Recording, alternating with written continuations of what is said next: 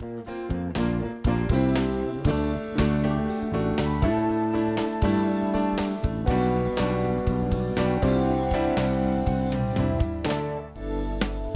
doesn't label. It doesn't categorize or put you in a box. It gives you the freedom to be yourself, whoever you are. Create, see, and make art a part of your everyday life at the Lux Center for the Arts, located at 48th and Baldwin in North Lincoln. Visit www.luxcenter.org for more information on the programs, classes, exhibitions, and events at the Lux Center for the Arts.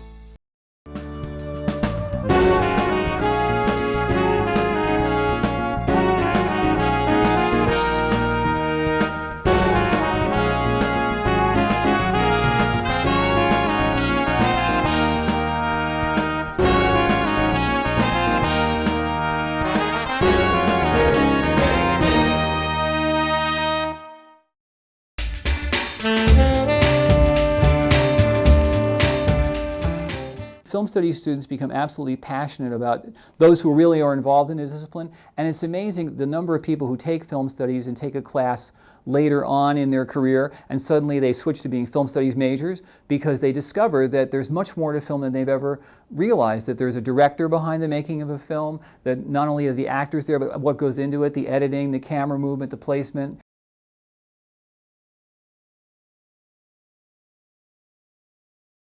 July-August issue of RFD-TV The Magazine is making the summer sizzle with hot topics and programming for the entire family. See what U.S. Agriculture Secretary Tom Vilsack had to say about homegrown energy and fueling America's future. In the What's New section, you'll find out that the King of the Cowboys will continue to make his appearance here on RFD-TV and The Roy Rogers Show.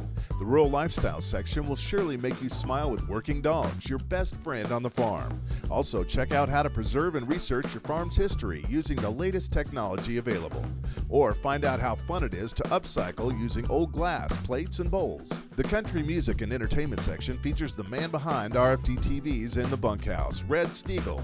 And don't forget to help guide the future of RFD-TV by filling out the new 2011 viewer survey. You'll find all this and much more, including regular features, program grid, auction schedule, and viewer mail. So renew or subscribe today. Subscribe to RFD-TV The Magazine and get a free denim cap along with your 6 exciting issues throughout the year. A 1-year subscription is just $30. To order by credit card, call 888-657-3388. Online, go to rfdtv.com and click Magazine. Or send a $30 check or money order to RFD-TV The Magazine, P.O. Box 78546, Nashville, Tennessee 37207. Keep up with rural America and place your order today. On RFD-TV's Facebook page, Sherry Susan writes, RFD-TV is my community of choice. Truly parallels with country living. So keep the shows rocking and I'll always be stopping. Sherry is from the morel mushroom capital of the world, Muskota, Wisconsin.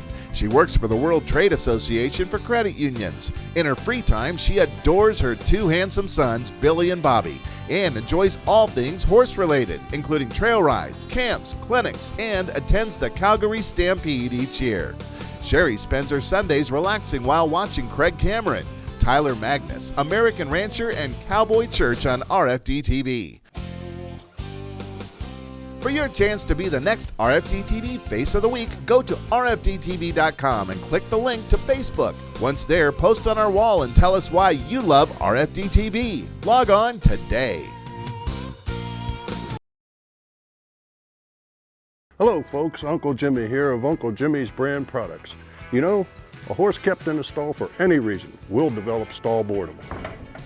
Now you can help reduce your horse's stall boredom with Uncle Jimmy's, the premium boredom buster. You may now choose between the original Uncle Jimmy's Hanging Ball, Uncle Jimmy's Licky Thing, or the all-new long-lasting Uncle Jimmy's Big Licky. Remember, Uncle Jimmy makes happy horses and satisfaction is guaranteed. Visit our website for a retailer near you. What are Trigger and Bullet up to this week? To find out, go to triggerandbullet.com and click the link to Facebook and Twitter. Once there, you can find Trigger and Bullet's Happy Trails tour schedule, event photos, fun facts, band stories, and learn the Roy Rogers Writers Club rules. And on the Facebook page, you can sign up to become a member of the new RFD-TV Roy Rogers Writers Club. This will get you VIP Trigger and Bullet access. Keep up with Trigger and Bullet through Facebook and Twitter.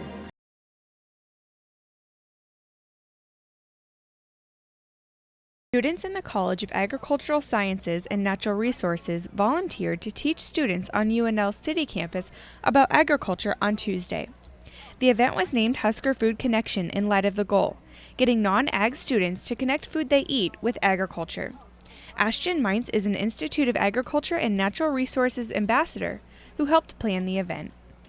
AFAN, which is an agricultural organization here in Nebraska, came up with the idea to host an ag awareness event. Their intern, as well as myself, her and I worked together to collaborate with clubs, and we have a ton of volunteers that came together from each agricultural club on East Campus to host the event and to volunteer and organize everything. Even with this week-long celebration, UNL is reminded daily of the Morrill Act with decals on each building's door that reads, "The Morrill Act of 1862 established a land-grant university in each state where the leading object would be instruction in agriculture and related fields." Reporting for Market Journal, I'm Emily Dorn.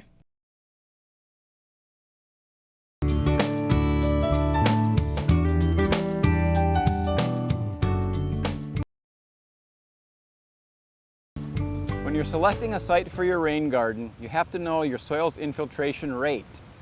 For a soil to work well, it has to infiltrate water at a minimum of 1/4 inch per hour. And that's 16 feet. So 16 feet measured times the length gives you the area that drains to this downspout, which will run to our rain garden. Now my string is level, and I can use a ruler or a measuring tape to simply measure from the ground level to my string. 9 inches. 9 inches over 100 inches is a 9% slope. That's the number you need to calculate your rain garden size.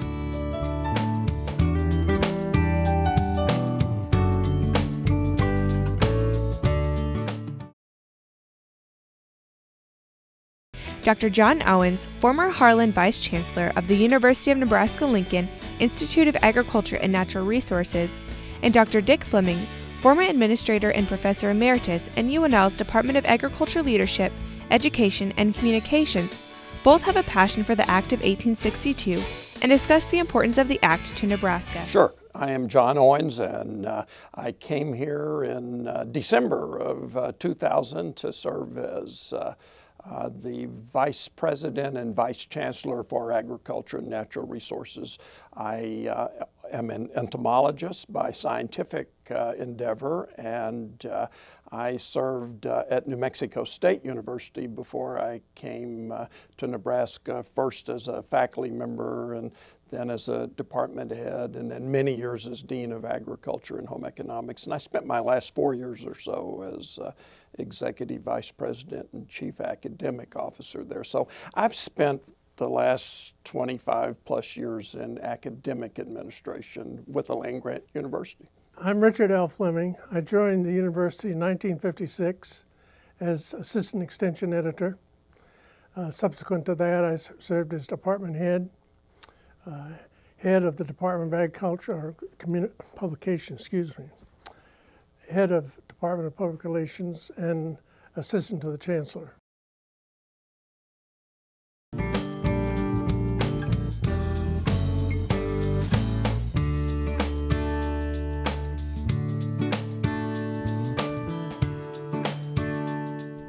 Hi, I'm Jan Hinkstrom with the University of Nebraska Extension Pesticide Safety Education Program. In the next few hours, we're going to review some of the highlights of the Ornamental and Turf Pest Control Manual with the help of some UNL specialists.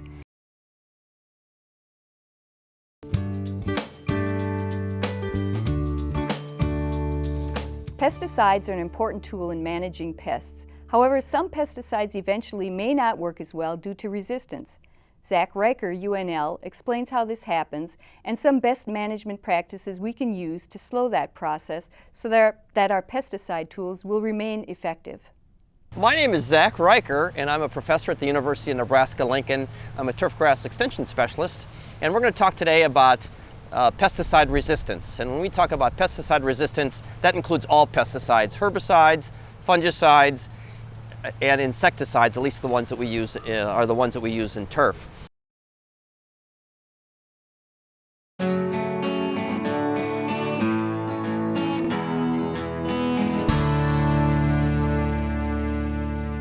I'm the Dean of the College of Agricultural Sciences and Natural Resources at the University of Nebraska-Lincoln. We are a land-grant university, and the responsibilities in our college encompass all of the traditional agricultural sciences, as well as a lot of new programs in the human sciences as well, regarding economics and leadership, for example, and teacher education. So it's a very broad college, and we're very pleased to be part of it. And we make cheese and sell farm products at farmers markets as well as wholesale and on our on-farm store. And then together we have Farmstead First, which is a cheese processing facility, which is on Branched Oak Farm, that we set up together as an LLC.